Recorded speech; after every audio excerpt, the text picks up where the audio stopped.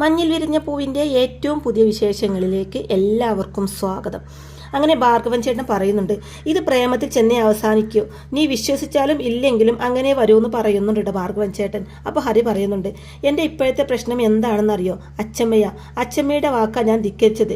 എൻ്റെ ഉള്ളിൽ കള്ളത്തരമുണ്ടെന്ന് അവർ കരുതുമെന്ന് ഹരി ചോദിക്കുമ്പോൾ, കരുതിക്കോട്ടടാ, കരുതണം, അപ്പോഴല്ലേ സംഭവങ്ങൾക്കൊരു പിരിമുറക്കം വരുമെന്ന് പറയുന്നുണ്ട് ഭാർഗവൻ ചേട്ടൻ.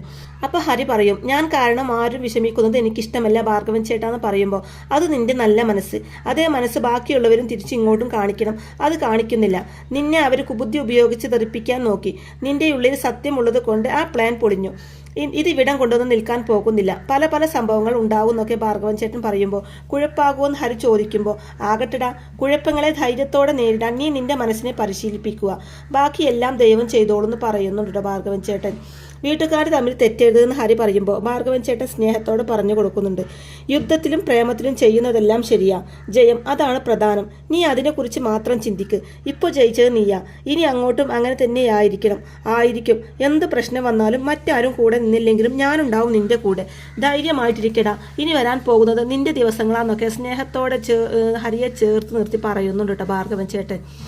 പിന്നീട് കാണിക്കുന്നത് പൂജാമുറിയിൽ കയറി പ്രാർത്ഥിക്കേണ്ട മല്ലികാമ. 2 കണ്ണുകളും നിറഞ്ഞൊഴുകുന്നുണ്ട് മല്ലികാമയുടെ. അങ്ങനെ പ്രാർത്ഥനയൊക്കെ കഴിഞ്ഞ് വിഷമത്തോടെ ഇരിക്കുന്ന മല്ലികാമയുടെ അടുത്ത് ചെന്നിരുന്ന്, കരയാണോ അച്ചമ്മ? എന്തിനാ കരയുന്നത്? എന്നെ ഓർത്താണോ? അച്ചമ്മക്ക് തോന്നുന്നുണ്ടോ ഞാൻ അച്ചമ്മയെ പറ്റിക്കുകയാണെന്ന്? ഈ ചിത്തുവിൻ്റെ ലോകം എന്ന് പറയുന്നത് അച്ചമ്മയല്ലേ? എനിക്ക് അച്ഛനില്ല, അമ്മയുമില്ല, ഉള്ളത് അച്ചമ്മ മാത്രമല്ലേ? എന്നിട്ടും അച്ചമ്മ എന്നെ സംശയിക്കുന്നുണ്ടല്ലോ എന്ന് ഓർക്കുമ്പോൾ ഞാൻ ഇത് എങ്ങനെ സഹിക്കും?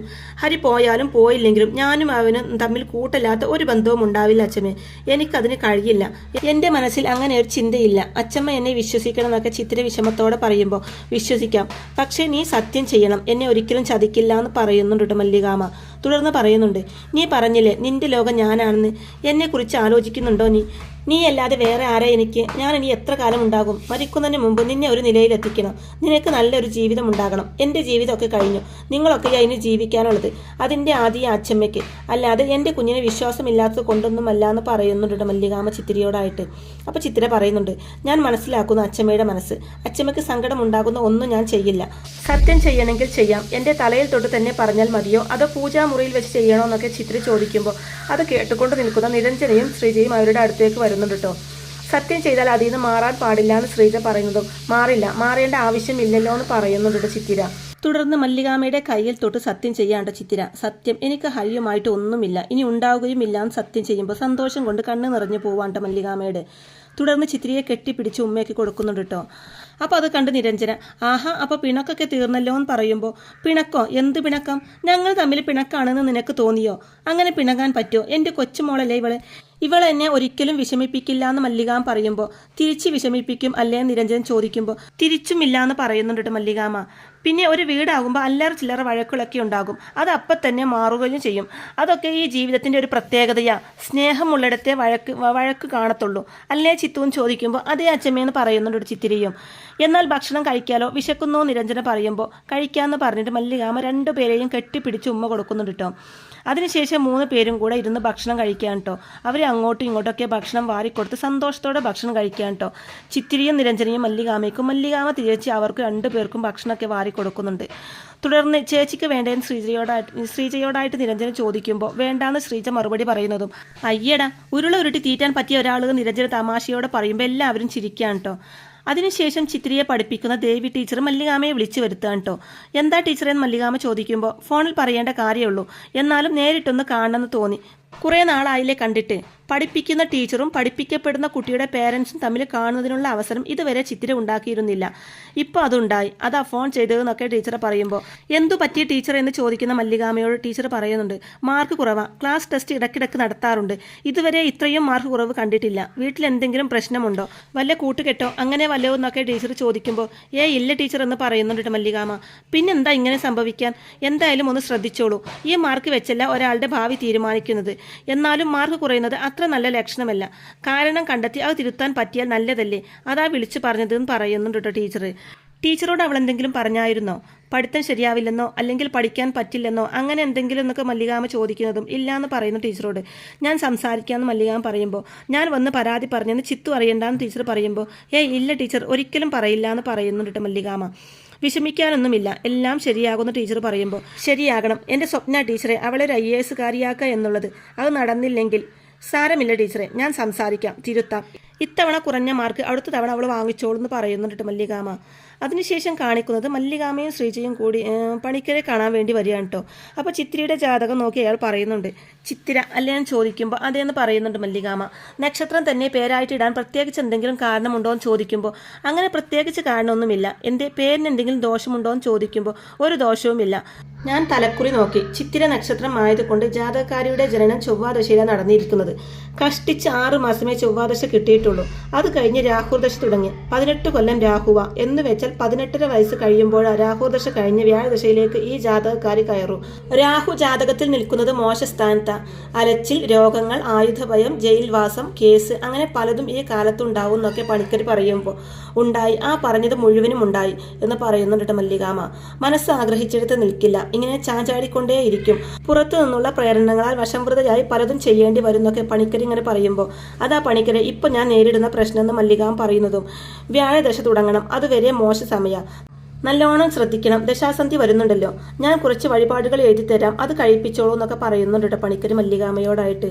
അല്ല ഇപ്പോൾ ഉണ്ടായേക്കുന്ന പ്രശ്നം അത് മാറൂലോ അല്ലേന്ന് മല്ലികാമ ആശങ്കയോടെ ചോദിക്കുന്നതും പണിക്കർ പറയുന്നുണ്ട്. രാഹു ദശാകാലം കഴിയണം, അത് കഴിയാതെ ഒന്നും പറയാൻ പറ്റില്ല എന്ന് പറയുന്നുണ്ട്.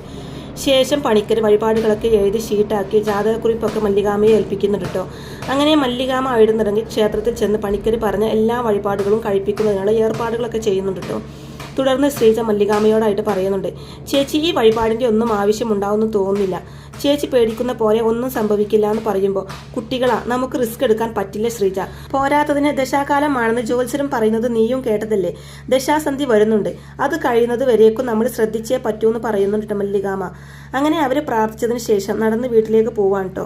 അങ്ങനെ പോകുന്നതിനിടയിൽ മല്ലികാമ ശ്രീജയോടായിട്ട് പറയുന്നുണ്ട്, ആ വഴിപാടൊക്കെ ഷീട്ടാക്കിയപ്പോൾ മനസ്സിനൊരു സമാധാനം, ഇനിയൊന്നും സംഭവിക്കില്ല എന്ന് മനസ്സിലിരുന്ന് ആരോ പറയുന്നത് പോലെ ഒരു തോന്നൽ എന്നൊക്കെ ഇങ്ങനെ മല്ലികാമ പറയുമ്പോൾ നല്ല ശക്തിയുള്ള പ്രതിഷ്ഠ ചേച്ചി ആഗ്രഹിച്ച് നടക്കുന്നൊക്കെ ശ്രീജ പറയുമ്പോൾ നടക്കണം, അല്ലെങ്കിൽ പിന്നെന്തിനാ ഞാൻ ജീവിച്ചിരിക്കുന്നത് എന്ന് പറയുന്നുണ്ട് മല്ലികാമ. അപ്പൊ ഇതേ സമയം തന്നെ ഹരിയുടെ ഓട്ടോ അതുവഴി വരുന്നുണ്ട്.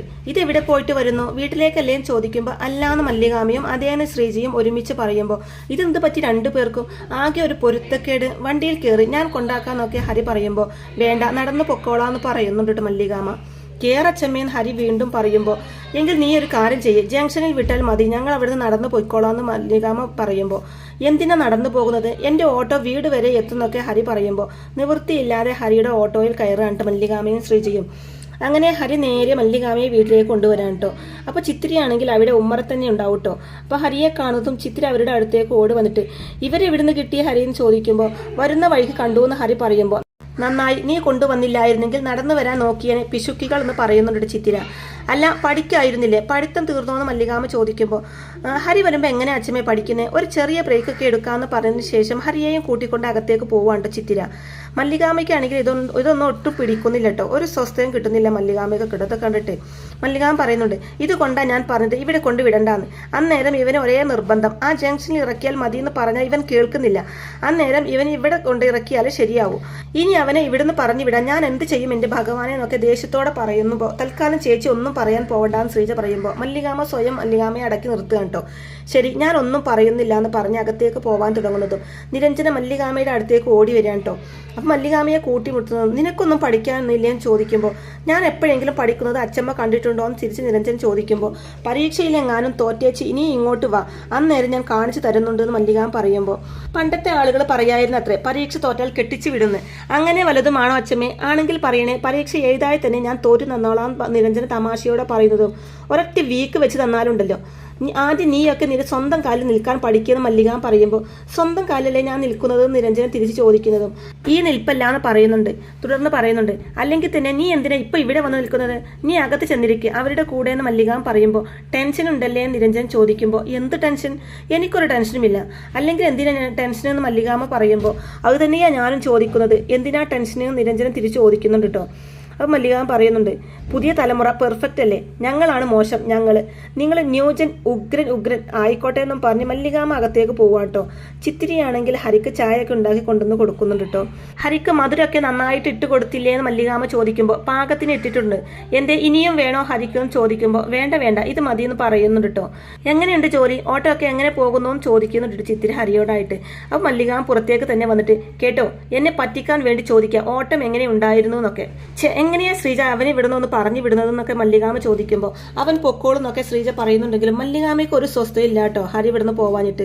ഞാൻ പറയുമ്പോഴാണ് നിങ്ങൾക്കൊക്കെ പ്രശ്നം, നമ്മൾ വന്നപ്പോൾ അവൾ പഠിക്കായിരുന്നല്ലോ, ഇപ്പോഴോ? എന്നാൽ ആ ചെറുക്കൻ എന്താ വേണ്ടത്, ഞാൻ പോയേച്ച് പിന്നെ വരാം എന്ന് പറഞ്ഞ് അവൻ ഇറങ്ങി പോവല്ലേ വേണ്ടത്? അത് അവന് ചെയ്യുമില്ല. ഏത് കഷ്ടകാലം പിടിച്ച നേരത്താണാവോ എന്തോ ഇവന്റെ വണ്ടിയിൽ കയറി വരാൻ തോന്നിയത്. ഞാൻ വേറെ എന്തെങ്കിലും നുണ പറഞ്ഞ് ഒഴിവാക്കിയാൽ മതിയായിരുന്നു എന്ന് പറയുന്നുണ്ട് മല്ലികാമ. ചിത്തിരിയും ഹരിയുമാണെങ്കിൽ കളിച്ച് ചിരിച്ച് രസിക്കാൻ കേട്ടോ. അപ്പൊ അത് കണ്ട് മല്ലികാമയ്ക്ക് ഒട്ടും സഹിക്കുന്നില്ല. ചിരിക്ക് എന്റെ നെഞ്ച് കാണുക നീയൊന്നും കാണുന്നില്ലല്ലോ എന്നൊക്കെ പറയുമ്പോൾ അവൾ കുട്ടിയല്ലേ ചേച്ചിയും ശ്രീജ പറയുമ്പോൾ, എന്ന് വെച്ച് നീ കണ്ടോ ശ്രീജ, ഇത് അവരുടെ അവസാനത്തെ കൂടിക്കാഴ്ചയാ, ഇനി ഒരിക്കലും ചിത്തും ഹരിയും തമ്മിൽ കാണില്ല എന്ന് കടുപ്പിച്ച് മല്ലികാമ പറയുന്നതും. ഇത്രയും കടുത്ത തീരുമാനം എടുക്കണമെന്ന് ശ്രീജ ചോദിക്കുമ്പോൾ, വേണം, എങ്കിലേ എനിക്ക് സ്വസ്ഥത കിട്ടത്തുള്ളൂ, പരീക്ഷയാ വരുന്നത്, ഓരോ നിമിഷവും പഠിക്കണം. ജോത്സ്യരും ദേവി ടീച്ചറും ഒക്കെ പറഞ്ഞത് നിനക്കും അറിവുള്ളതാണല്ലോ, അറിഞ്ഞുകൊണ്ട് അവളെ ഒരു അപകടത്തിലേക്ക് പറഞ്ഞു വിടാൻ ഞാൻ തയ്യാറല്ല എന്ന് പറയുന്നുണ്ട് കേട്ടോ.